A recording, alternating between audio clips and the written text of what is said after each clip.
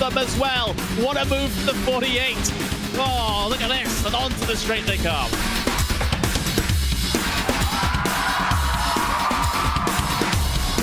Brilliant move there from the number 40 to make it through. That left-hander sliding up the inside, going up now over Hawthorne Hill, down Pilgrim's Drop, and it's brilliant stuff here at Brands Hatch.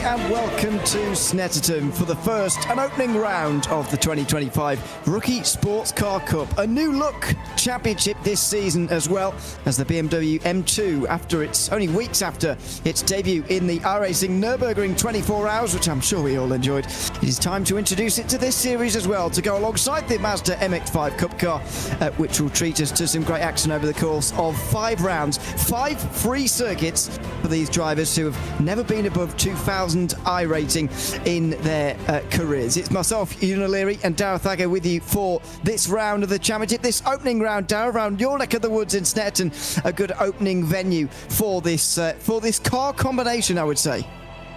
Yeah, and it's going to be an exciting, I think, track to open up the season. Very wide, lots of room to make a little error here and there, but also very demanding and quite technical as well. A circuit that has pretty much everything when you think about British circuits in particular. Some long straights, some heavy corners, and some medium-speed corners as well. And so I think this is going to be a real challenge for the drivers, but a great place to get this season underway for drivers who may be looking to go for their first title in this kind of championship. We'll have plenty of those stories across the course of the season. These are the prizes for this season for each class. First place, we'll get a Cube Controls F Core Evo wheel rim. Second place, a Cube Controls RG Plus sim gloves. And for third place, Cube Controls G Plus sim racing socks. Those are for prizes in both classes, either the BMW M2s or the Mazda MX-5s, which we have plenty of. And we will do across the season because these are 5 free circuits, which will help to boost participation and help people who maybe are a bit newer to iRacing as well join in. Snetterton, Oschersleben, Navarra, Lebanon and Alton Park, bookended by 2 UK circuits going around Europe for the others across 5 consecutive weeks throughout the summer.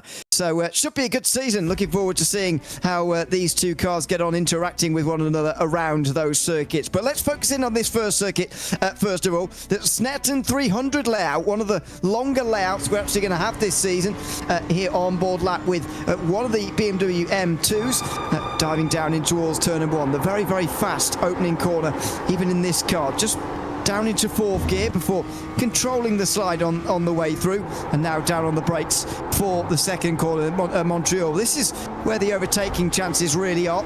Looking for that late apex there, because momentum is so important in these slower cars when you've got less power, such as this car here. Turn 3 next up, Palmer corner, which is left-hander, where you absolutely cannot afford to get on the power either too early or too late. You'll end up leaving time on the table or in the grass. Down the way towards turn 4 at Agostini. This is another great overtaking opportunity, not one that people often think about, not always anyway, and it's a bit of an underrated chance to go down the inside. Then in towards Hamilton corner. This is another one of those where you got to get the power on at the correct moment.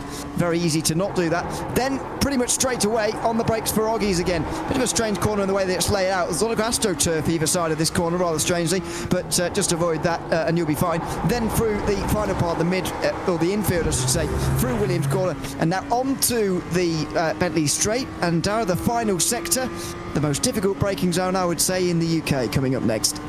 Yeah, and Brundle is a place where I think we'll see a lot of moves attempted, but it's not easy to get it done. Very high-speed corner to end such a long straight, and it pinches itself up on the exit, particularly as you work your way in towards Nelson at the right-hander. Then it's the run towards the bomb hole. If there's still side-by-side action into here, it could get a little bit dicey on the exit, and you can see having to control the car and really having to fight the car through there. Then you come into Coram, such a long corner, pretty much 180 degrees worth of rotation to the right, keeping it as tight as you can to the inside line to open up Murray's for that final corner. Really important to get the run out towards turn number 1 and up past the start finish straight. But a lap of Snetterton, which again has kind of a little bit of everything to it, so much demanded of the drivers, but I think a really good track to go racing in this kind of machinery, and I think we are going to see some great battles well all the way across the circuit, really. Yeah, I think it is a good combination to have at this circuit. So we go on board here with live pictures now. This is qualifying, and the reason why you only see one at a time is because this is lone qualifying, just 10 minutes for each of the drivers to set 3 laps, which is going to be a bit of a squeeze, and that one's not going to count for Sean McArdle. Just runs a little bit wide there through the right-hander at bomb hole, then in towards Coram just afterwards. Here's one of the Mazda MX-5s we haven't had a look at just yet. This is Jordan Sutherland, part of a healthy MX-5 field actually. Got into the mid-20s, I think. I just saw at the end of practice in terms of participation, roughly half and half each, actually, with the BMWs and the Mazdas. So that would be good to see. The only thing about this series, though, that is slightly strange for a multi-class series is the fact that 2 20-minute races, that's not the strange bit. The strange bit is the lack of multi-class interaction that we're going to see throughout the season, I would guess. It's going to be fairly difficult for the BMW M2s to get round and actually lap these MX-5s unless there's a big gap between these two fields setting off, or indeed an M2 maybe getting off to a sluggish start. Yeah, and that will be something I think we'll start to see over the course of the season. Of course, that's been quite a long circuit as well. 2 minutes, you can see the fastest time so far for the M2s. But when you're only looking at about a 6 seconds difference, and it only being about 10 laps, you're not going to be seeing the M2s being able to lap the MX-5s. Maybe a couple of stragglers towards the back of the field, but not the main majority of the group. So I think that will be something you're right that we have to watch over the course of the championship. But also, I think really interesting to see who can kind of put their head above the parapet in the early stages of this championship, because of course a lot of these drivers won't really know each other very well. This is a championship which draws from a lot of areas of the iRacing network, and for a lot of people who haven't had too much experience. So this could be a really exciting start for a few drivers who don't really know where to pitch their expectations and can get a good sense of where they sit tonight. This is going to be the first real sort out. It's so different, isn't it, preparing for the first round of a championship compared to when you're already familiar with the season. It's a very, very different feeling with it going into the unknown than what it will be next week and the ones after that. So this is that real first opportunity to stamp authority here. As you can see, over 2 minutes in each lap for every driver in this field. So really not very much time actually to get your lap times onto the board here at Snetterton. It is going to be, I think, our longest circuit, although Navarra might well push it quite close now I think about it in 2 weeks' time. We'll see about that. But yeah, this is quite a long circuit really for these cars when you think about it. I think, you know, maybe more in real life if this was a series, maybe you'd see them on the Snetterton 200 layout, maybe going left just after Montreal and straight on to the Bentley Straight, but that almost makes this circuit a bit of an oval really. This has got a lot more technical challenge in it. Yeah, absolutely, and I think a lot of that infield section really does demand quite a bit of the drivers and creates that overtaking opportunity at Agostini, as you mentioned, over the course of the hot lap. So I really do think that we're going to be served well in terms of the racing by this 300 layout. I feel like it's getting used more and more for most series that come to Snetterton now as well. It used to be reserved for the likes of BTCC, but it now feels like it's being opened up to others a little bit more now, which is good to see. It means that we're going to see more racing or more corners worth of racing, because yeah, it's difficult to overtake when you haven't got too many heavy braking zones as that 200 layout has. I'll be interested to see as well as we get towards the end of the qualifying session who has a little bit more pace to find. Of course, we've only had you know, a handful of representative times in the M2 class, a couple of drivers yet to set a lap time and a couple to set a representative lap time. I think we're going to see a couple jump up there, and again, this is the kind of session that you can't really rest on your laurels. Not the longest, 10 minutes worth of qualifying, means that, you know, you could feel pretty safe for the first 7 minutes, and it all comes crashing down around you in the final 3. Well, here's those final 3 minutes now, and Ashley Toft getting to the front of the field in the number 8 BMW there, just in front of Rhys Tarrant, who is currently in second position, and not too far away from the end of another lap. Roy Weller as well, actually, not too far away from the end of another lap. Here's Sean McArdle, so those three will be the next over the line, actually. McArdle will be next. We saw him go off track earlier on, of course, but he's back on now. He's done a 2:03.3, and he's 1.3 seconds off of the pole. Then you've got Weller in the next position, and you can see him coming through the final corner. He's third at the moment. And then next in line, Rhys Tarrant, who will look to go better than Toft as well. Over the line now for Weller. What's this time going to be? Not quite quicker than pole, but it is going to be quicker than his previous best. He improves and consolidates third. What about the others in the background? This is one of the MX-5, Sutherland, over the line. Oh, and Tarrant does go to the pole. I didn't know how close he was, actually, but it's a 2:01.8, and he has taken the pole in the BMW M2 class, unless there's time. Ashley Toft will have one more chance over the line. Here comes Jordan Sutherland at 9th overall, second in class, and is going to go 10th, actually, because Oliver White has just jumped up overall. So Sutherland goes second in class, which is in pole. But here's Toft, though. One last chance to get the best lap time of the session. Needs just a 10th and a half here with the last chance.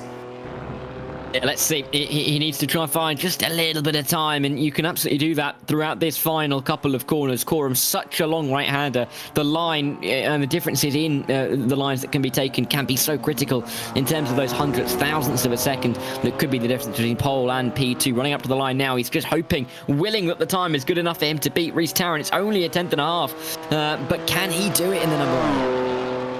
For the line for Toft, and it is close, very close, but not quite enough. 41 thousandths of a second away, and Rhys Tarrant has taken pole for this first round of the 2025 Rookie Sports Car Cup. It is extremely close, but it is just about enough. 41 thousandths of a second for Rhys Tarrant has got him pole position here at the beginning of this season. There it is. Tarrant and Toft on the front row, 1 and 2. Roy Weller, respectively, half a second back with a bit of a jump then to Sean McArdle. It's Seth Johnson and Oliver White who will be on row 3. Then Andy Chell, who I saw a notification, got black flagged at the top. We'll see what happens with that. Chris Humphries is going to be 8th ahead of Ian Chambers and Samprit Benz. Then it's Sophie Owen, who didn't set a time, neither did Adam Kearney, or maybe some others down towards the back end. That might be it in the M2s. It is indeed. Matt Jordan has taken the pole in the MX-5. Saw Jordan Sutherland's later attempt to get past, but couldn't quite do it. Ben Sieber and Tom Cordy will be on row 2, ahead of Daniel Marshall and Ryan Hilton on row 3. Bit of a jump there with over 2 seconds off of pole now. Harley Byrne and Jeff Nash next in line. John Bakey and then Ashford Rennie round out the top 10. Malcolm Robertson and Clara Bucciaccio will be next, followed by David Young, who rounds out the field. Now, this is a series with a standing start at the beginning of it, according to my data, and there you go. It is going to be, and that does put some of them at a bit of a disadvantage down towards the back end of the field, as you can see. But this is going to be a very, very congested start, I would say, Darren. Not a wide pit or front straight, pit straight here at Snetterton. Yeah, and I think turn 1 here at Snetterton really invites a couple of drivers to try and make moves where they're not really particularly on. It's difficult to really judge it well.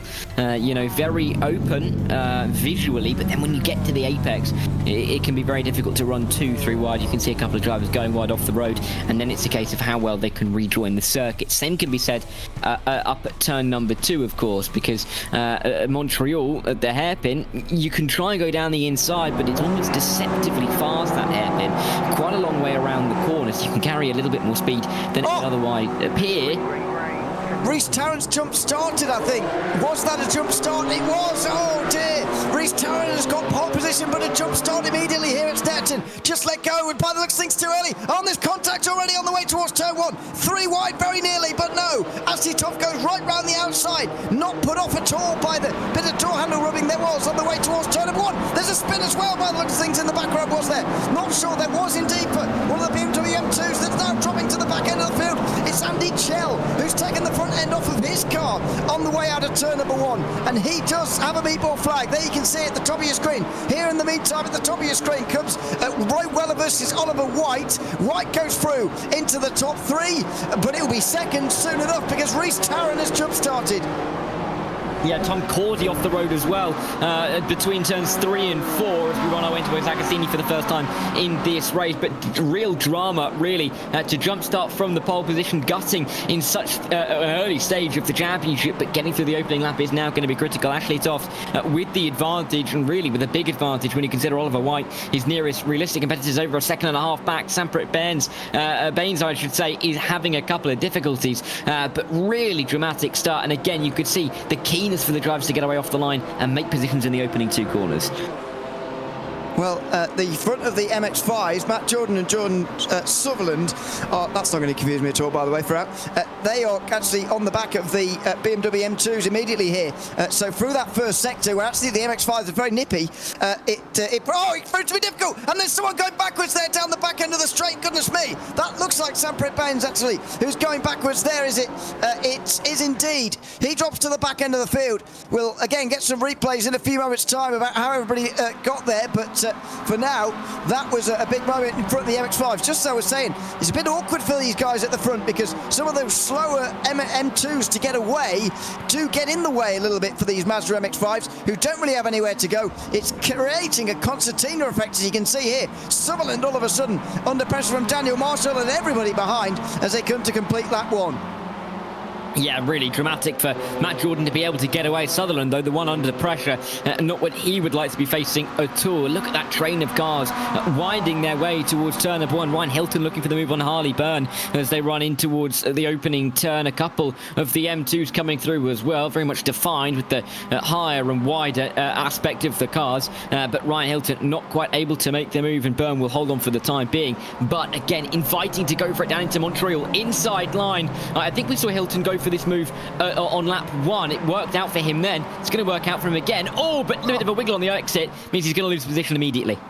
Yeah, it's definitely on the brakes where Hilton is very strong, but Byrne gets straight back through again on the way into the top 5. Next in line, Jeff Nash, by the way, with Ashford Rennie there as well. So it's all happening here. Well, will Hilton be as brave on the brakes maybe at turn 4? No, is the answer that time round. Just a little peek down the inside, but nothing doing really on that occasion. Well, lively opening lap for sure, and now the problems are going to continue for these MX-5s because the M2s are coming through because of stuff like this. This is what happened to Andy Chell. Just seemed to clip the curb on the inside there at turn 1. Didn't actually go all the way around, but he did definitely make contact with the wall.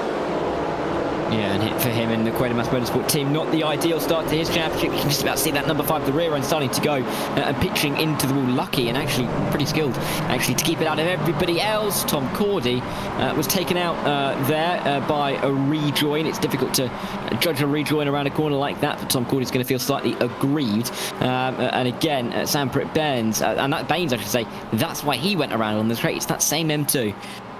Yes. Is it Andy Chell still recovering or somebody else? I'm not sure, but looked like it to me. But there you go. Chell and Baines are actually the only ones down towards the back end of the field, outside the top 10 in the M2s at the moment. They're actually behind all of the MX-5s as well. This is for third place. Reece Tarrant still hasn't pitted in yet, and I guess it's going to have to be this lap, isn't it? Because we saw the notification of black flag at the top of the screen. We saw the jump start at the beginning as well. Now a look, though, from Roy Weller down the inside. Not quite on Oliver White this time round, although maybe, actually, a look through turn number 2.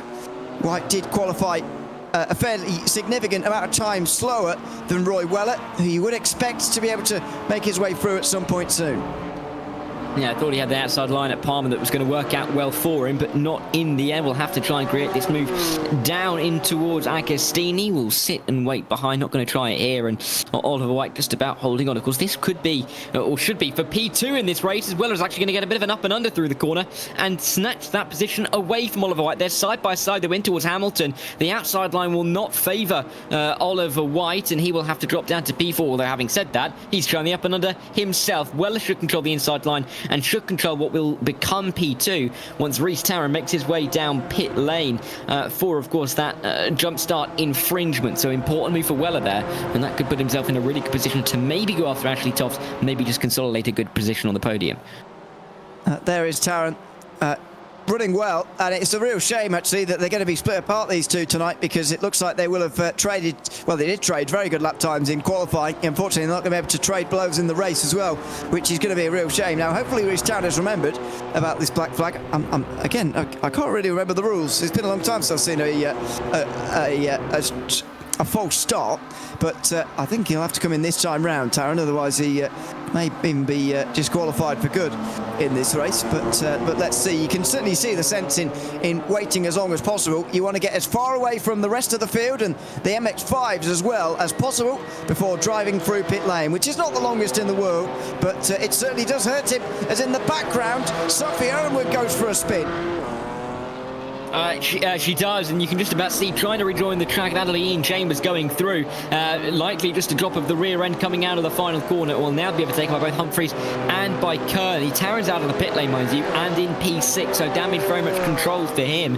He's got about a 9-second gap, give or take, up to Sean McArdle. That will be what the number 4 is going to try and eat into over the remaining 13 minutes. It remains to be seen how far he can get. Of course, was clearly the fastest driver in qualifying, got the pole position, but race pace is slightly different. There is Aaron Wynn going a bit wide, trying to get it back onto the circuit, and that rear end not sitting. Oh, this is a rude awakening back onto the circuit, isn't it? Oh, sorry, that's Chris Humphries, rather, who is joining in a very similar livery, getting passed by Adam Kearney right round the outside for turn 2, and that's Kearney up to 8th. Then Sophie Owenwood just back pointing the right way again now, in 10th position, looking for a move maybe down on the way towards turn 4, but Humphries already is protecting that line.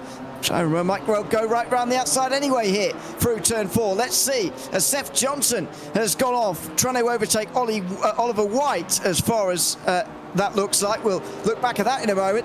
Here comes Aaron Wynn, though, looking for an inside at Oggies. No space there either. Humphries protecting the inside line rather well here in this battle, but Aaron Wynn now properly drives round the outside and is still there in time for the corner onto the back straight, giving each other just about the right amount of racing room. Good racing between the two of them as they now come down the Bentley straight. Yeah, and Aaron with a slight advantage in terms of the pace off of the corner and should have the inside line going in towards Brundle. This should be Sophie Aaronwood's corner to be able to claim. Humphries will try and hook it around the outside and will brake slightly late or as late as he can, but not be able to make the move. Little bit of a tap of the rear end though.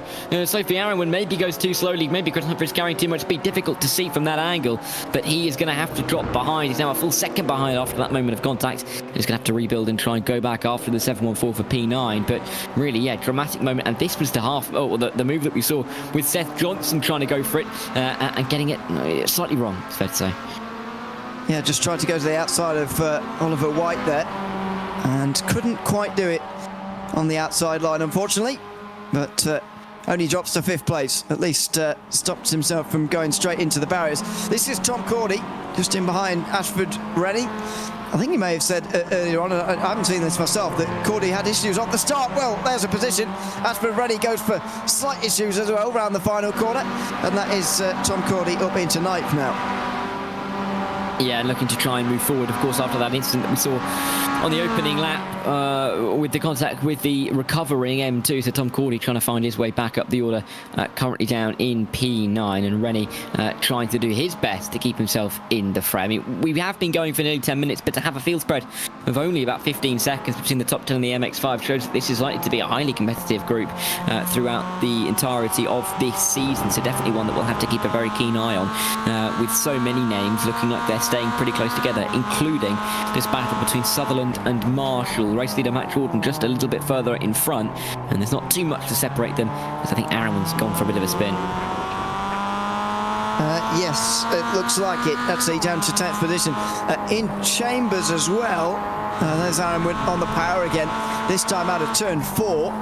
and still 10th because a couple of those who dropped back earlier are still towards the back end of the field. This is Ian Chambers, who goes too deep into Oggies and never seems to recover, actually. Wonder whether there's some sort of technical issue going on there, because after this he did tow back to pit lane by the looks of it. There you go. And Andy Chell has since moved up into the top 10, for example, so not entirely sure what went on there. Speaking of Andy Chell, by the way, he's coming through this MX5 field again now. So after his issues earlier on, he took a faster pair, which you get one of in each race in this series. Now he's having to pass all the MX5s. And in terms of multi-class traffic action, that's, you know, kind of the thing we're going to see this season. Any M2 that drops back early on is going to be hit with a double penalty, if you like, of a pit stop, and also having to overtake the MX5s as well.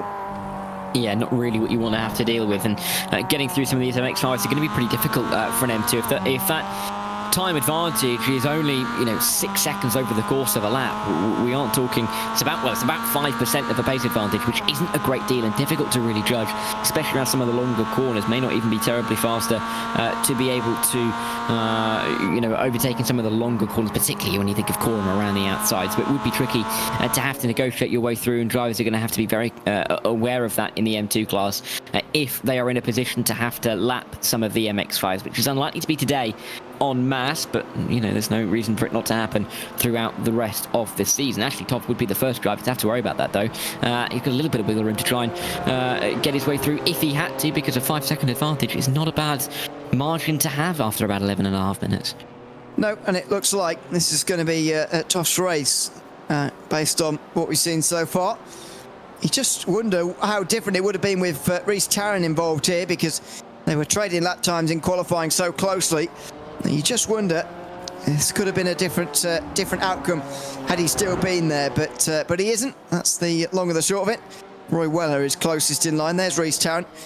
Problem for the second race is going to be about getting up to Toft actually in time, but maybe someone can have a good start from behind here. Maybe Roy Weller or Oliver White made up a place, got past Weller on the start of this race, so maybe there'll be a good start from in the pack, because a standing start means you can make a lot more of a difference than you can in rolling starts, which is what you see in almost every sports car series. At all, really. It's rolling starts for the most part, but this really does make a difference, being a standing start. It does. And it clearly provides a couple of challenges that the drivers have to overcome, as we've clearly seen with the jump start.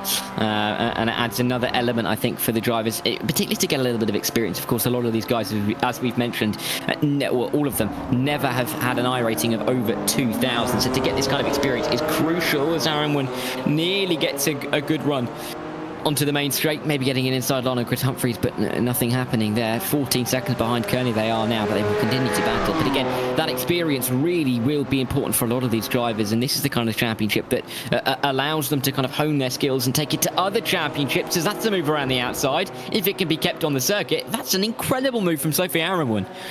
A very good move indeed through turn one. It shows that Aaron... Oh, hello! Oh, Humphries there very nearly went straight into the side over there. But yeah, Aaron was certainly showing that overtaking skills, and actually in terms of raw speed, absolutely there. But a couple of spins so far, especially getting on the power.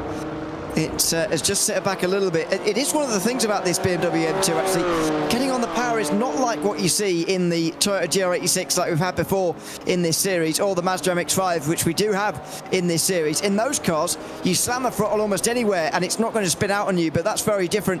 Or this BMW M2 rather is very different to those other rookie cars, in the sense that it does actually require you to have a bit of throttle control as well. This is how Sean Mercado got past Oliver White, by the way. Bit of a mistake from White down into turn 4. And Agostini claiming another victim. You can just about see braking too late, drifting too far wide, and with the grass right on the exit, you cannot afford to pump a little bit of throttle on and hope to come back onto the circuit in front, which is what the number 42 will be hoping for. But Ryan Hilton's going to be overtaken by 1 and 2. David Young up the inside, looking to pick off 2 himself. There's another car involved in all of this as well. That's Tom Cordy trying to come back through the order. 4 cars going 2 by 2 as now they run their way into what is a very tricky corner to make a move. We'll see if David Young can hold on, but Brundle is not the easiest place to make it stick. Jeff Nash has the advantage. Tom Cordy coming through and he looks like he's going to pick up 3 or 4 positions in the space of a lap. This is exactly what you hope for from MX5 Racing, but not for that. There's a spin. Tom Cordy hit by Ryan Hilton down at the chicane of Brundle and Nelson. And unfortunately, that brings to an end a wonderful battle in the MX5 category. Fantastic racing. Also on the bottom of your screen, Oliver White has wrestled that 3rd place back again from Sean Mercado here, who's going to try and win it back. And look at that, Seth Johnson all of a sudden back involved after going off track down at Oggies earlier on. 4.5 minutes to go. This race has sprung into life. And look who's just in behind these guys as well. Reece Tarrant's about 3 seconds off of Oliver White right now for P3, of course. Took the pole position, but had that jump start infringement, had to take the drive-through, and yet is still firmly in contention for what could be a podium position in the last couple laps. There's going to be 2 more laps after the conclusion of this one, so still time for some of these moves to be made. And the longer that White and McArdle fight, the more we see Johnson and Tarrant come into the fray, and this could very quickly become a 4-way battle for the final spot on the podium. This is absolutely fantastic in the BMW M2 class and in the Mazda MX-5 class as well. Exactly what you hope for from the Rookie Sports Car Cup. The great thing about lower power machines is that they always race better. Excuse me. They always race better. And well, that's not a good sign for my voice looking at race 2. It's going to be just as action-packed. A second race coming up after this one, by the way, in case you weren't with us earlier when we're going through the format. We had a 10-minute qualifying session to begin with all this. 3 laps for each of the drivers to get themselves onto the grid, with a 20-minute opening race and a 20-minute second race before we start off here tonight. It is going to be fantastic racing again in the second one, because this is livening up towards the finish here. And how many positions can Reece Tarrant get before the end? 2 laps to go, and he's got 3 positions, viable places as well, that he could gain before the end. Yeah, it's been such fantastic pace from him. He was quicker than the leader last time around, was Reece Tarrant, really showing some fantastic pace. In fact, that was his fastest lap off the race, a 2-minute 2.1. For reference, Sean McArdle did a 2.5.3, 3.2 seconds quicker for Reece Tarrant, who's now only a second and a half off of Oliver White in 3rd. So he's got the pace. He's just going to have to be able to make some of these moves, which is going to be so tricky, because, of course, it is one thing to catch, another thing, particularly at Snetterton, to make a move work. So let's see if Tarrant can do it. Not going to be able to get any of them done down in towards Agostini. They will stay line of stern this time around, but you'd have to expect him to start to put pressure on Seth Johnson in the next couple of corners to try and force the issue here.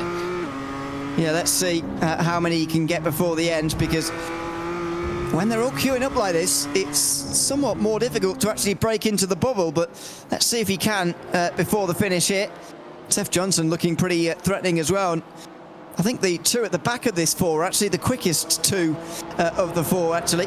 If you look at their raw speed, Tarrant has just lost a second or so in this middle sector, which is not particularly ideal, but the 3 out front might well just help him here by racing themselves side by side nearly on the way towards Brundle, but not quite again. McArdle looks either way to get past Oliver White, actually, but couldn't quite do it. Now he's got a better exit and is very close behind, forcing White to go on the defensive. White is definitely looking in his mirrors here.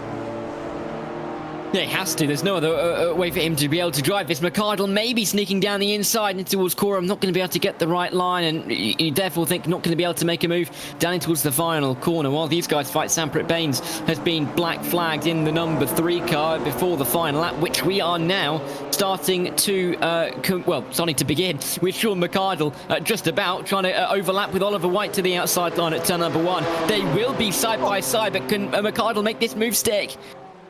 Robbing on the way down the front straight, and White again on the inside holds on. A great bit of racing between them, and Mercado, slides. Now can he save it? Yes, he can. And Johnson's on the other side now. Instead of making it 3 wide, Reece Tarrant just waits and watches, as we can see here on board. Turn 2, McArdle on the inside is going to get that back again, and Johnson can't make any places. No positions change, in fact, in this 4 through that first section. Yeah, and it looked for all the world that we were going to see a move for P3 and then for P4, but neither ended up materialising, and Reece Tarrant not able to make too much of an impact in this group either as they continue to battle side by side. His pace has had to drop off over the last couple of laps. He's just been stuck in this train, not been able to use the pace. White made the same mistake at Agostini again. Won't be punished in the same way, though. Through the left-hander at Hamilton now, and the sharp braking zone of Oggies. One of the slower corners on this circuit. I almost feel like White is maybe defending a little bit too much here. You can just see him looking in the mirrors very, very often. Just wonder whether that's inviting the pressure now put onto him by Mikado for this very last lap. Yeah, can we see any kind of move into the final couple of corners? You doubt it. However, we are going to see an attempt for a move in the MX-5's Nash around the outside of Hilton, and he's going to get that one done. Second extraordinary move we've seen there today. And at the top of your screen, White again holding on from McConnell, moves to the inside in time for the second part of the chicane, parks it on the apex, and a bobble over the curve from McConnell as well. Here comes Johnson on the other side as, contact just in towards Pomhong, a spin maybe, and just about avoids that Reece Tarrant as Seth Johnson goes around. Out front, it's Ashley Toft who's going to win this opening race of the season. The 2025 Rookie Sports Car Cup starting off with a bang, and it's Ashley Toft who wins in the BMW M2s. Yeah, incredible start for him to win by 5 seconds, and for Roy Weller as well. Very competent drive as Oscar White looks to try and hold off. That's Ryan Hilton going around. Just about holding it. Will still not have a chance of getting into the top 8, but will or should be able to finish ahead of Ashford Rennie if Hilton can get around the last half of the lap without too much of a hitch. But in similar vein to Ashley Toft, we haven't really talked much about Matt Jordan because he's just been far enough in front to not have any concerns in this race at all. Absolutely. Matt Jordan has, didn't have very much of an advantage from qualifying, kind of same as what we saw in BMW M2 qualifying, actually, but has certainly executed this race well and has got more than 6 seconds over Jordan Sutherland. It's really going to be won and lost in the starts here, the Mazda MX-5 class. If you can stay with the M2s and navigate those slower ones through the opening section, you will be absolutely fine, and Matt Jordan has certainly done that. Here he comes towards the line. It's going to be the opening race win of the season to Matt Jordan, just under 6 seconds in front of Jordan Sutherland. What about those other gaps further down? Are there going to be any changes? Doesn't quite look like it for the moment. Harley Byrne and David Young are going to go across the line as they were. But, wow, that certainly in the second half of the race really livened up. And it's exactly what you hope for from this series. It's the advantage of bringing the series to a bigger circuit like this. More slipstreaming opportunity for these slower machines. Yeah, and it has been a great opening race, isn't it, here at Snetterton, but we will look for those opportunities, particularly throughout the rest of this season. Couple of drivers still trying to come around the final couple of corners in their races, but yeah, I think we're really starting to immediately get a sense of which drivers we're looking at in terms of those who should have that high-end speed in the early stages of the season, but then again, those drivers will be looking to make sure they can convert that speed to results, which is, as we know, two completely separate things. Absolutely. It's Ashley Toft who wins the opening race of the season, 5 seconds ahead of Roy Weller, with Oliver White running off the podium, holding on in the end from Sean McArdle and Reece Tarrant, who eventually recovered to a top 5 after that drive-through. Seth Johnson only lost 1 place in that late spin, with Adam Kearney nearly getting past. Sophie Aaron made a couple of good overtakes to get to 8th ahead of Chris Humphries and Andy Chell rounding out the top 10. 2 drivers were delayed throughout that one, Sanbrit Bairns and then Ian Chambers. They were most delayed anyway. Andy Chell also a little bit delayed, but did sneak in the top 10 by the end. Matt Jordan wins in the MX-5 class ahead of Jordan Sutherland and Daniel Marshall. Ben Siebert and Harley Byrne ran at the top 5. David Young couldn't quite break in at the end, but was close. Tom Cordy, Jeff Nash, Ryan Hilton and Ashford Rennie round out the top 10 there, followed by John Bakey, Malcolm Robertson and Clara Pucciaccio in the 13th position. We are now joined by Ashley Toft, who's won that opening race of the day. Ashley, congratulations on that opening win of not only today, but also the season as well. What was going through your mind in the opening part of this race? Because you might have seen the jump start going on alongside you. It was all happening at the start as well. Even putting that to one side for a second, lap 1 was a pretty lively one. What was it like from your perspective? Oh, it was good fun. I did notice Reece sort of jumped the start, so I was expecting the penalty, but though you sort of count the laps through, sort of lap 1 he doesn't pit, lap 2 he doesn't, and then you start getting that doubt. A bit spicy into turn 1 as well. I don't know how it looks on the replay, but I think I was just about touching the grass when he moved across to the to make sure he gave me as little room as possible. But yeah, good fun. He was. It's a shame that he did have the drive through, because it could have been a much longer battle. He kept me honest for the first 3 laps. Oh, exactly. I mean, we were trying to see just how far or how close, sorry, he was going to be to you by the end as well, taking away that drive through. But what does that say for the future races, not only tonight, but for the future this season as well? What's the battle going to be like? Who is there anybody else you're looking at as challenging you for race wins, or is it all about trying to hold off Rhys Taran this season? Race certainly looks like he's going to be up there if he gets the starting procedure right. He's going to give us a good run, and by the practice session yesterday, I had a good run with Roy last night in the practice session, so I'm sure he'll be there or thereabouts as well. So hopefully the three of us can have some good fun and put on a good show. Absolutely. Well, we look forward to seeing it. Ashley, congratulations on the race win in the opening race here tonight, and good luck for the second one coming up soon. Thank you very much. Thanks very much, Ashley Toth there, the winner in the BMW M2 class, just in front of Roy Weller, who finished in the second position in the end. Roy, congratulations on a second-place finish in the opening race of the season. Some fights throughout that, but ended up finishing on your own. How would you assess that opening race? Yeah, it was good. I think I just got jumped off the start there and, opted to be patient and hope for a mistake and just hope consistency sort of came my way. I think I also got a bit lucky with the pole sitter having a jump start there and themselves a drive through to come away with second, because those two definitely had some pace over me. Yeah, I mean, what about the overtake itself? You know, we saw at times during that race people finding it difficult, but towards the end it looked like a free-for-all in terms of overtakes, although you were away from the group by that point. What was it like trying to get past Oliver White in that early stage of the race, having lost that position on lap one? I think I noticed a couple of times, especially in the second and third sectors, he's making a couple of mistakes, missing a couple of apexes. So, as I said, opting for patience and just waiting for my opportunity there. And I didn't want to get caught up too wrong, but after I saw the gap had opened up so much to Ashley in the front, I wasn't going to try and push anything too much. And in the end, second place. Ashley just told us that, in practice sessions together, you've been running rather close. Is there any chance in this second race that you might be able to run it a bit closer for the race win, maybe? I'll certainly give it a go. I'm not going to give up and let him just take the win. Well, absolutely. We look forward to it. We'll let you get ready for the second race, Roy. Congratulations on second place in the first race, first of all, and thanks for chatting to us at the end as well. Thank you very much. Thanks very much. That is Roy Weller at second place here in the opening race of the day. Well, race 2 will be coming up very, very shortly. 20 minutes, as always, as all the races are going to be here this season. 20-minute timed races. In the MX5 class, Matt Jordan took the race win. And hasn't joined us for a chat just for the moment, but hopefully we'll be able to chat to a few more of them at the end of the day, maybe when this racing has finished. Good start to the season, though. Good way to start the season, though. I would say, Dara, M2 and MX5 action, both going rather well. And especially at the end there, I don't know what it was about the sort of halfway mark of that race, maybe even the 2/3 mark of that race. Narrow it down even more. Really seemed to liven up, and the battles got even more fierce after that point for some reason.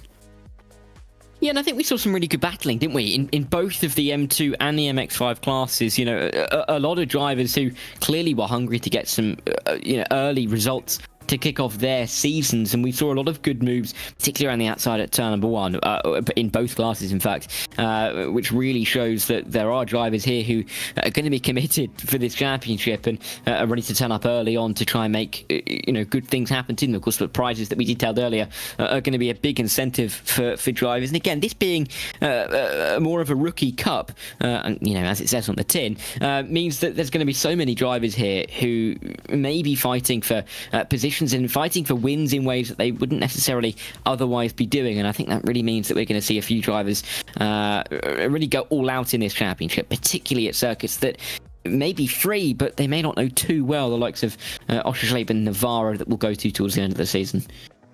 Yeah. I wouldn't say that, I guess it depends a little bit where you're from, but none of these circuits are particularly well known worldwide, I wouldn't say. Given we've got a mostly UK driving field here, and Oulton Park are going to be a little bit more well known than the other ones, maybe. But some of the guys will certainly know the other 3 circuits. Also say with Navarre and Lebanon maybe a little bit better than we think as well. We'll wait to see for that when we get to the next rounds, because we're here for the next 5 weeks. 5 rounds in a row from the end of June to the beginning of July, rather. When we end the season at the Oulton Park International Circuit. And just picking up on, or sort of coming off the back of what you were saying there, someone mentioned it in the comments a moment ago as well, about it being great to watch a different type of racing. Motorsport UK Esports provides all sorts of different types of racing. And by the way, we're back tonight with the Abruzzi Prototype Challenge, which is coming up for the next 6 weeks on Wednesdays. But yeah, this is just such a different type of racing. MX-5s and M2s not used very much, other than when you're starting out in iRacing, you're in those normal lobbies with everybody else, and you just got to survive so you can get your D-class license. After that, a lot of people don't really touch these cars, but they're great cars to come and race. And as you can see, with some drivers who have got a little bit more experience, though not all, some who've got a little bit more experience in these cars than what you see in those public lobbies. You can really get some great racing with them. You can, and I think it really goes to show that these cars, it doesn't really matter what car you're in, really, you can get some fantastic racing. Some drivers may jump to some of the fastest machines early on. When they pick up iRacing, they look for some of those prototype cars to try and go racing. But these machines, although a little bit slower, although, notionally a little bit more sedate and mundane, are really great for racing, and sometimes provide some of the best racing action of any kind of car, because you can race them at almost every single circuit, and that really is the pleasure of a championship like this. We're choosing circuits like Snetterton, like Lebanon, like Navarra, to go racing at, which I don't think would work too well for some of those, faster series of racing, but work fantastically for these cars and for this style of racing. And I think we are quite lucky to be able to see, how these circuits particularly can provide action in a way, or for this series, in a way that they couldn't for others. So, yeah, this is a really nice looking calendar, and yeah, great to see that this is the kind of part of the year, run in the middle of I say middle of the year, of course, with the longest day in the Northern Hemisphere in a few days' time, where we are seeing those championships pick up a bit more, and these MS UK titles up for grabs again. Yeah, and it's hot today, by the way, as well. It is. It's, I guess, the same all over Europe, so it's going to be the same for everybody, but very, very hot. I always remember the days when I used to drive about around this time of year. There's almost always, every year without fail, a day maybe in a calendar throughout the summer. You're doing your summer series, there's one race where it is unbearably warm, and I know that a lot of drivers do better in those warmer conditions than others. They do. Probably not the Brits, though. Generally, of course, hot weather. I don't not mind really it. Accustomed. Well, I mean, yeah, I neither do I particularly. I mean, I think it's a nice, 26 degrees here where I am today, which isn't a million miles away from Snetterton, which means that the 21 in Sim, positively chilly, which I don't think we often say when we see that weather graphic come up on the screen for one of these broadcasts, but. Yeah, and also Snetterton, a circuit where if it's a warm day, you don't really want to be a spectator. You can see around. All of those spectators you can see standing on the entry to Brundle. There isn't much cover, and there isn't many trees, and you can get quite warm, which hopefully the drivers aren't doing in their sim rigs. Yeah, let's hope so. Asitov is going to start this second race from pole. This is the race 1 results into the race 2 grid. Roy Weller will be second. Then Oliver White and Sean McArdle will share row 2. Rhys Tarrant and Seth Johnson will resume their battle from row 3. 7th place will be Adam Kearney ahead of Sophie Aronwin, with Chris Humphries and Andy Chell rounding out the top 10. Sanford Benz and Ian Chambers round out the 12 BMW M2s. 13 Mazda MX-5s, starting with Matt Jordan, who's won race 1. John Sutherland, who was second place, Daniel Marshall and Ben Sieber. Then Harley Byrne and David Young to round out the top 6. We'll click through the rest of them very quickly, because it is time to go racing again. 20 minutes of racing, everybody very eager to go for the second race of the day, and it's a little bit more of a sluggish start from the leader this time round, though the second pace was good from Ashley Top, who will lead on the way towards turn number 1. Roy Weller will be next involved on the way, but outside line again, and Oliver White overtakes him again on the way towards turn 1, much like what happened in the first race of the day. Now through turn 1, that was a bit all over the place for Sophie Aaron with there, just about holds on to it. Now down onto the brakes in time for turn 2, where it was all nice and clean in race 1. What about race 2? Matt Jordan flies down the inside in the Mazda MX-5 class. He wants to lead again, and he will lead again from pole, but with Jordan Sutherland right in behind him here on the way towards the middle sector for the first time. Yeah, a little bit more calm on the start for race number 2, as you would expect, with drivers getting a real sense in race 1 of how to approach the opening couple of corners. But down in towards Agostini for the first time in this race again, Oliver White making the mistake that he's made at least 3 or 4 times in race number 1, going deep at Agostini, but not able to be punished by Roy Weller, who will have to sit and wait behind for the time being at least. But yeah, really dramatic start. We're seeing not too many position changes near the top of either class, but for Matt Jordan to lose the lead and then regain it again, it's going to give him a lot of confidence of his abilities to make sure that he can pick up results throughout the rest of the season. Absolutely, this is a very good start indeed for him, but in the MX-5s it's hard to break away from a slipstream, so let's see if they can stay a bit closer this time. I have a feeling the traffic last race really played a big role because of the incidents off the start that we saw, but this time round all 12 BMW M2s, with the exception actually with Sampras Benz, who seems to have struggled again, but hasn't actually impacted the MX-5s this time round. This is on board with Harley Byrne, who's got barely enough space on the outside line there to have a go, but very nearly did anyway. Just up in front is Jordan Sutherland and Marshall, who are still fighting away, but nobody breaking away this time, as Byrne maybe disconnects. I'm not sure, seems to have disappeared somewhere off the side of the circuit, as now we do have BMW M2 trouble, and this is where the MX-5s can get split apart. Yeah, and this is where we could see a couple of gaps forming in this group of cars. One on the Quatermass cars is going very, very slowly in towards the final corner, just meaning that everybody has to almost duck and avoid as we're on our way towards turn number 1. Great chance now for Harley Byrne to have a go at Ben Sieber. Sieber had an awful exit out of the final corner, which, as we mentioned, is crucial for that run towards turn number 1, which is an overtaking opportunity that we have seen moves made around the inside and around the outside. Harley Byrne looking to join that list. Ben Sieber, though, defending the inside line and will cover that line off. And will stay where he is, as we've got another M2 off of the road. Both Quatermass cars seemingly having issues, as down the inside goes Ben Sieber. Doesn't matter if it's a faster car, he's making the move regardless. Oh yeah, through the corners, the MX-5 turns into the faster cars. Certainly some slower corners anyway. They are a bit more nimble than the M2s, which are certainly faster on the straights. Here comes Aaron Wynn. Oh, looking down the inside of Seth Johnson, who's not gone anywhere off the start. In fact, the only second and third has actually changed around in the top 6. It's been very stable in the opening part of this race. Kearney is here as well, as you can see. Adam Kearney just slides his way through the grass and watches Aaron Wynn. That was definitely a move down the inside, as meanwhile Jordan Sutherland has overtaken Matt Jordan. It was all happening again here. This time round, though, in the MX-5s, we've got 2 breaking away from the field.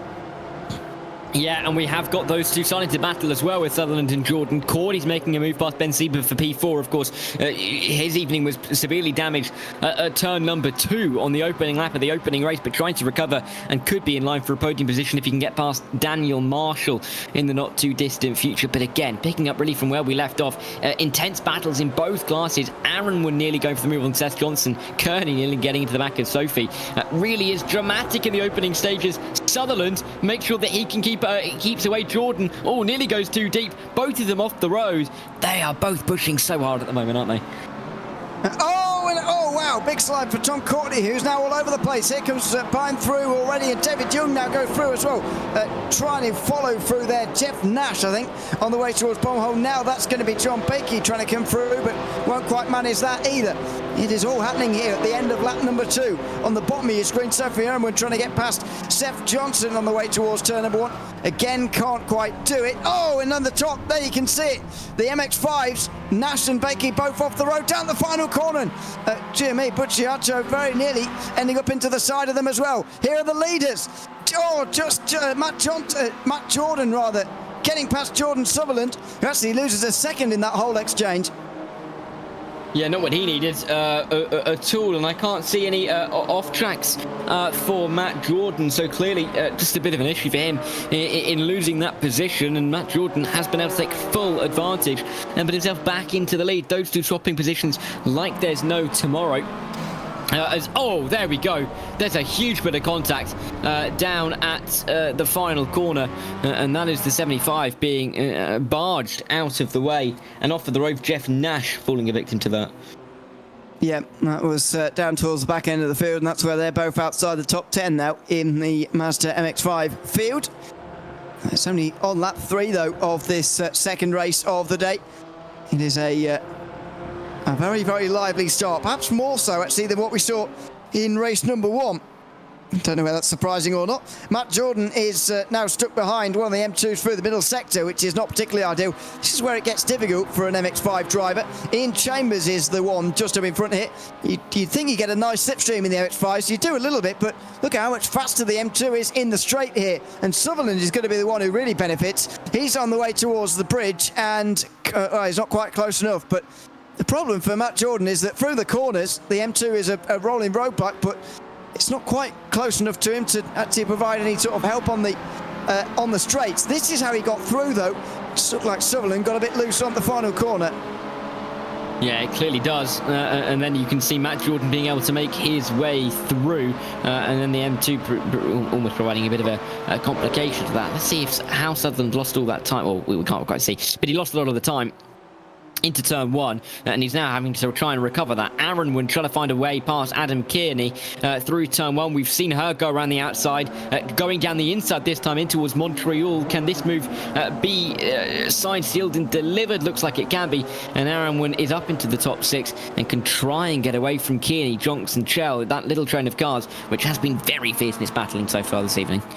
Yeah, it's going to continue by the looks of it as well. And this is how Sutherland actually lost that time. It just seemed to me like he sort of overly backed off, and Matt Jordan just got it absolutely right there. Sutherland was on slightly the wrong line, seemed to back off too much. That was almost a commitment thing on the way towards turn 1. Yeah, and clearly Sutherland is going to be suffering the consequences. He's not been able to get as close to Jordan again, and we'll have to see if he is able to pull his way back into contention with Matt Jordan in the next couple of laps. Still got time, not quite halfway through this race just yet. Daniel Marshall, though, looking for a move. Oh, there's contact, there's big contact. Sieber's around, through comes Harley Byrne. They're all trying to find their way through. 3 wide then as they work their way towards Hamilton. They drive over a front end, and there's more contact between Sieber and Cordy looking for P4. Sieber around the outside, and he's going to get that on the way through there. And now we do have required repairs now for the 11, so I'm not sure if that's unrelated actually, because that car's not involved here, and I don't believe missing its. Yeah, there you go. The missing front end is in the background, belonging to David Young, who's in 7th place. So it's all been happening back here. There's a very, very misshapen car driven by Con Corby at the moment. This is what Bucciaccio has had to deal with. Oh, ow! Big contact actually out of turn 3, and that's why there's a meatball there. But there's serious front end damage on Tom Corby's car, and well, it doesn't look as bad as David Young's, but you saw on the small screen there, live pictures, it is really affecting the straight line speed of that MX-5. Yeah, hanging on by a thread at the moment is that front end of Tom Cordy, and losing quite a bit of time to drivers in front of him. Ryan Hilton maybe the next one to try and come through, but that was such an intense battle in that MX-5 class. Ben Sieber now having to try and find his way back through. Harley Byrne, though, really taking advantage of all of that. This is the view behind from David Young to Tom Cordy. You can see Cordy's not falling back too far, but Ryan Hilton is very much in contention here as we run our way towards turn 1. Andy Chell looking for real on Seth Johnson. On the outside, Johnson on the inside. It's going to be the same towards Agostini. It is absolutely locked together. Not sure what's happened to Seth Johnson in this race. It was looking very quick in race 1, but until that grass trip through Oggies, but struggling at the moment. Andy Chow trying to get past. Admittedly, didn't see much of his pace in race number 1, but Seth Johnson down in 8th is a surprise. This is Roy Weller trying to get past Oliver White again. It's like watching a replay of race 1, really. Ashley Toft out front with no such trouble. Roy Weller taking his time trying to get past White for second. Yeah, and White who has been making that same mistake into Agostini a couple of times, not really been punished from that by Roy Weller yet, who maybe is just trying to wait for the perfect opportunity to make that move 6. Sean McArdle and, of course, Reece Tarrant, who feels has been at the back of this train ever since the last couple of laps of race number 1, as of course they started where they finished, is still there. Dive to the inside from Andy Chell, looking to try and re-overtake Seth Johnson. Looked like that move was done, and in the end it was. There's a little bit of contact, though, and I think Johnson will hold on, but only just about.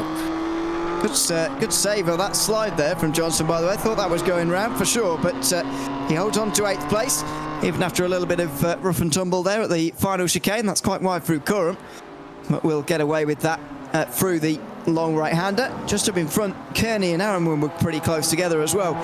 Sophie Aronwin, no doubt, looks to get through into 6th place again here, and might well do, actually. Very good run out the final corner. Is on the outside for the front straight, but should be clear in time.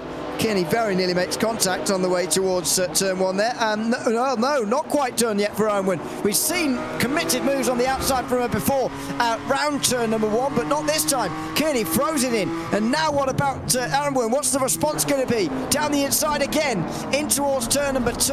A tight line, very tight line, but Kearney forced to take the long way round is going to be a disadvantage there. What about now, though? Is Kearney going to still hold it on the inside? Yes. Aronwin still looking round the out, and there you go. There's the power around the outside, like what we've seen before. And Sophie Aronwin just work herself up to 6th. Yeah, and a good move to try and put herself away from that group of cars. I think it'd be difficult to catch up to the top 5 now. You can see that train just up in front as they work their way through Hamilton, but that gap at, 5.5, 6 seconds is going to be difficult to bridge. Daniel Marshall and David Young swapping positions in the MX5 class momentarily, but Marshall looks like he's got that one done. Young, though, looking to come back at him as he has no front end to the outside line in towards Palmer. Will get that move done regardless, though.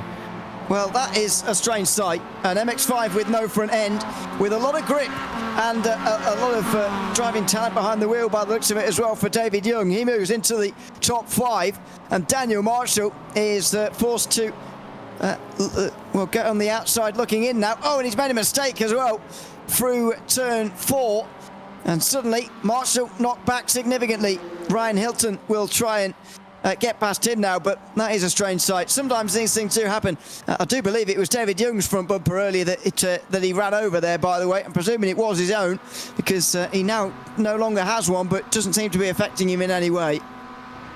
Yeah, and it looks like he's going to be able to try and chase after Ben Sieber. That gap already, nearly 2 seconds between himself and Daniel Marshall. This, though, is that really big battle for P2 in the M2 class. Ashley Toft's again away, just as he was in race number 1, not being challenged at all tonight. However, the battle in behind has been pretty intense, and you could make an argument for any of these 4 drivers to be able to pick up that P2. And if there's any kind of contact towards the front of these guys, then we could see the likes of McArdle and Tara find their way through. Gets tight and quite testy down there in towards Montreal, but no moves just yet. Yeah, this is very similar to what we saw in race number 1, but don't forget Roy Weller wasn't involved in this in race number 1. Instead swap Roy Weller for Seth Johnson, and you've got the same group, and this time round it is for 2nd place rather than 3rd, which is what we saw last time. So 4 laps to go, including the one they've just started, and Weller now looking to pounce on that mistake. Said to us earlier on that he was patient in race number 1, just looking to wait for that mistake before he could actually punish Oliver White. Well, there was a half chance there, couldn't quite take it again as he continues to probe for that position. Yeah, and we'll see if the pressure does start to get to Oliver White. Roy Weller, you're right, really is probing. Just trying to find the right line, I think. Trying to find the right place to make this move stick.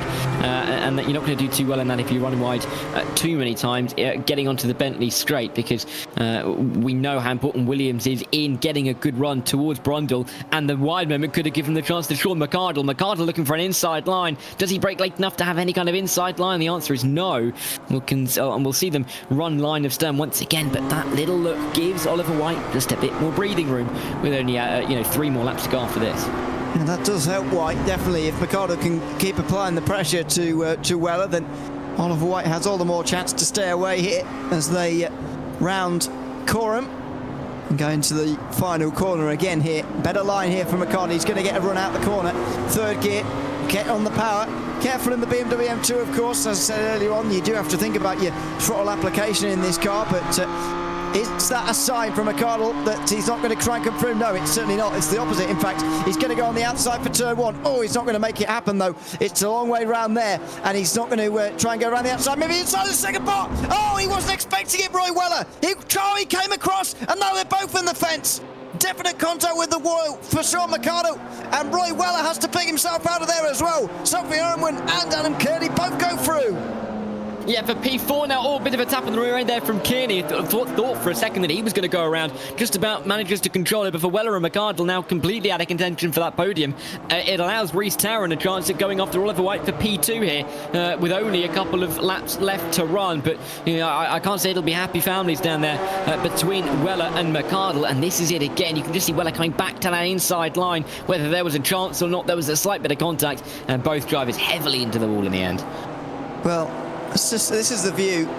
Now, the question, as always, is going to be, should Roy Weller have seen that up and under coming and left him space on the inside, or was Sean McArdle putting his nose into a door that was always going to close? That's the argument that's going to take place.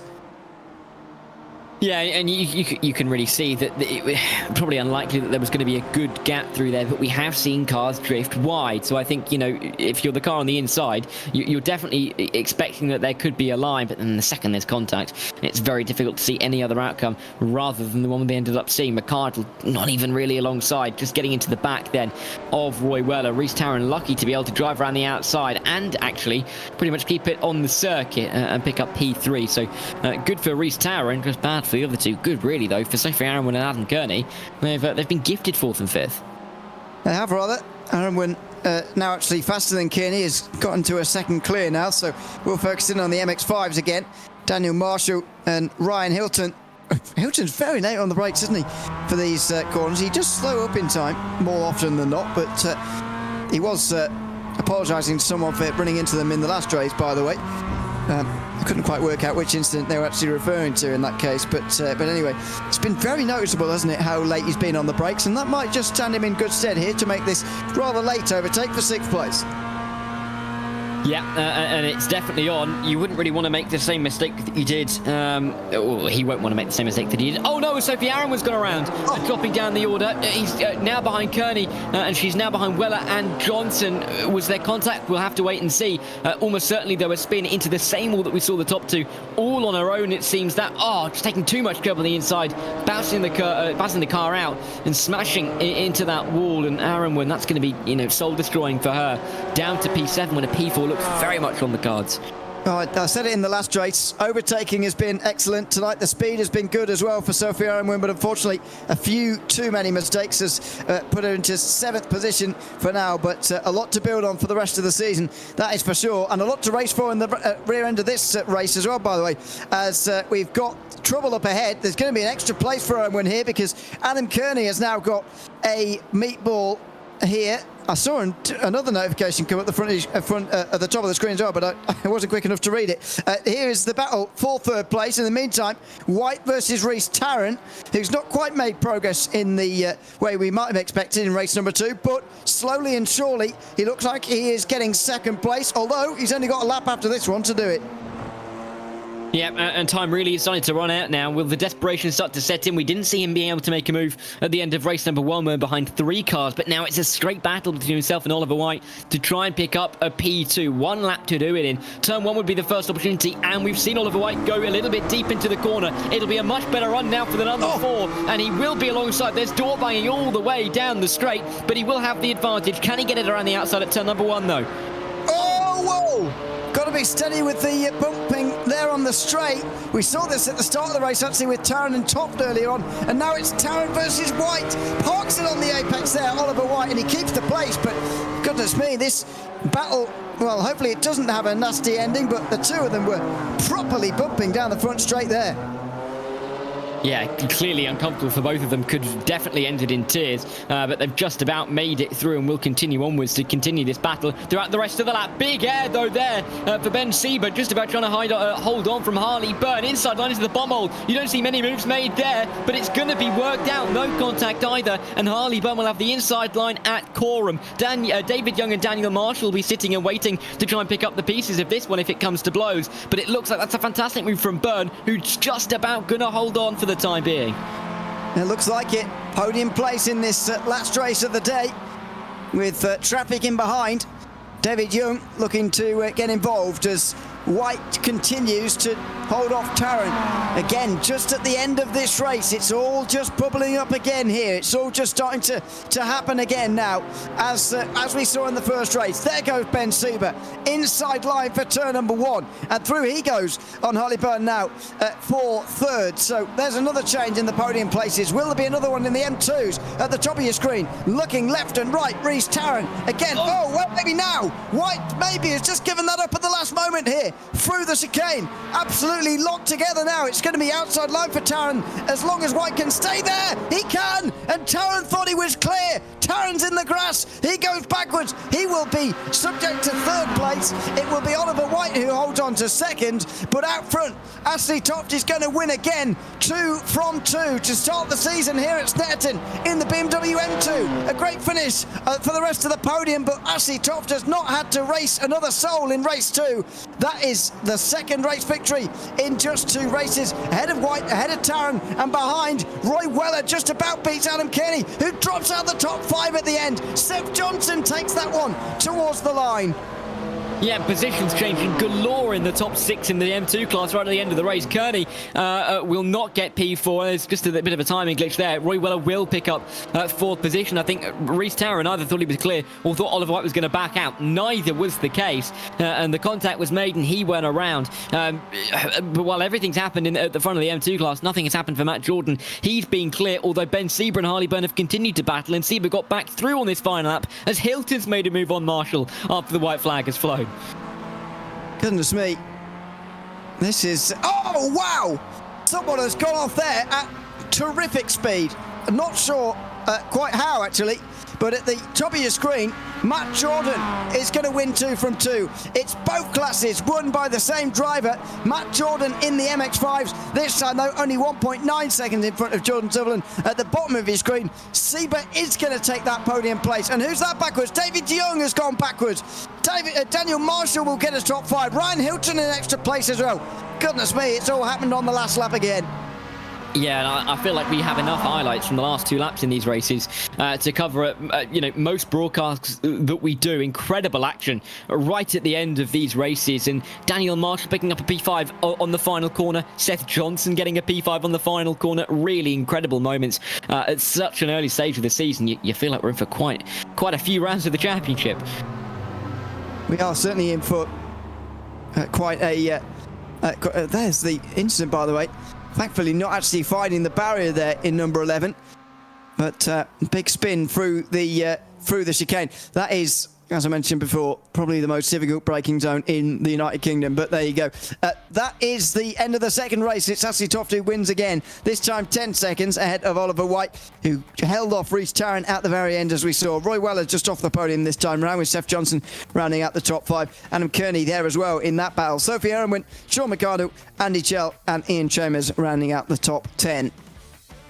Chris Humphries was the last driver on the lead lap. Samuel Burns had a couple of laps lost with incidents. Matt Jordan wins the MX-5 for the second race in a row, with Jordan Sutherland second place for the second race in a row. Ben Sieber takes the podium at the end away from Harley Byrne, with Daniel Marshall getting a top 5 at the end there. David Young dropped down. Ryan Hilton also gained a position. Tom Cordy, Malcolm Robertson and John Bakey round out the top 10. Further behind, Jeff Nash and Clara Bucciaccio round out the 12 who raced. Unfortunately, Ashford Rennie didn't take part in the second race, although did in the first. Let's have another chat to Ashley Toft then, shall we, at the end of race number 2. Congratulations, Ashley, on another win. Was that more or less comfortable than the first one? It was a little bit tricky at the first couple of laps. Oliver keeping me honest. I think he wants to be involved in that championship fight. He didn't forgive me for not mentioning him in the first interview there. Bit sketchy going into Agostini. I just watched the replay back, and maybe I was a little bit too cautious on cold brakes and it nearly ended in tears. But no, pulled a nice gap after. There seemed to be plenty of fighting behind. So it seems that both races I sort of got away at the start and avoided any dramas, and it's done me well. Yeah, and how much optimism does that give you for the rest of the season as well? Over the course of the next 4 weeks, we'll be back again, 2 races per night, and it's looking good for you so far. Yeah, it's looking good. But I've got to be honest, Snetterton is one of my preferred tracks. It's my local circuit to me, so I expected to do well here, and we should end on a high. I like Alton Park as well. The M2 at Alton Park is one of my favourite sort of combinations in sim racing, so I'm looking forward to the finale, and hopefully I'll be in with a championship fight come then. Exactly, yeah. Oschersleben, Navarra leading on between now and then, so we look forward to seeing you then. But for now, Ashley, congratulations on a double win tonight, and thanks for chatting to us both times as well. Thank you so much. See you next week. Thanks very much, Ashley Toth there, the winner in both races in the BMW M2 class. And now let's go back down to the Mazda MX-5s for a first chat with the driver, actually, from the MX-5s. Ben Sieber, who took that final podium place at the very end of that race. Ben, congratulations on that second place, or third place finish, sorry, in race number 2. Talk to us a little bit about that battle with Harley Byrne there at the end. The two of you going at it for that final podium place, of course, tonight. Yeah, we've both had a catch up in the Discord, and we've both pretty much agreed that's the most fun we've had. It was pretty tense, pretty tight. I think every time one of us thought they might have pulled a little half a second, we made a little error and ran a little wide, and then it all starts again. Especially in these cars around this track. If you're within sort of half a tenth, you just get them pulled along nicely. But kept it clean, and all round great racing from Harley. Even early on racing with Daniel, I know we had a bit of contact, but. Some cracking racing, and I am a bit worn out now, to be fair. It's the first time I've done something like this, so cracking. Yeah, I can imagine after an intense race like that. What made you choose the Mazda MX-5 class over the M2? Is it because of the great racing that you can have in the Mazda MX-5, which I personally think is possibly unrivaled by any other car class on iRacing? Yes, I originally got involved in iRacing through a friend, and was going down the oval route, got into the rookie MX-5s, and it's just that speed sort of creates the close racing. It's quite hard to get it wrong, so you can push the little things, and you get some really cracking racing together. So, yeah, certainly. Well, we look forward to seeing you involved in it for the rest of the season. Congratulations to like there, Ben, on that podium, and thanks for chatting to us at the end as well. Thanks very much. Cheers, guys. Thanks so much. That is Ben Sieber, third place in race 2 in the Mazda MX-5s. Well, we'll be back in 7 days' time for Motorsport Arena Oschersleben when we take on round number 2, the Rookie Sportscar Cup in 2025. Now into full swing for the next 5 weeks over the course of the summer. It's not the only Motorsport UK esports racing going on at the moment. Tomorrow night we'll be back for the Abruzzi Prototype Challenge with GTP and LMP3 machinery taking to the circuit at Spa for the opening round of the season tomorrow night. Very much hope that you can join us for that as well, or indeed in 7 days' time for the second round of this. I've been Ian O'Leary alongside Darragh Thacker with Hugo Louise behind the cameras until we see you for round 2 of the Motorsport UK Rookie Sports Car Cup. It's goodbye for now.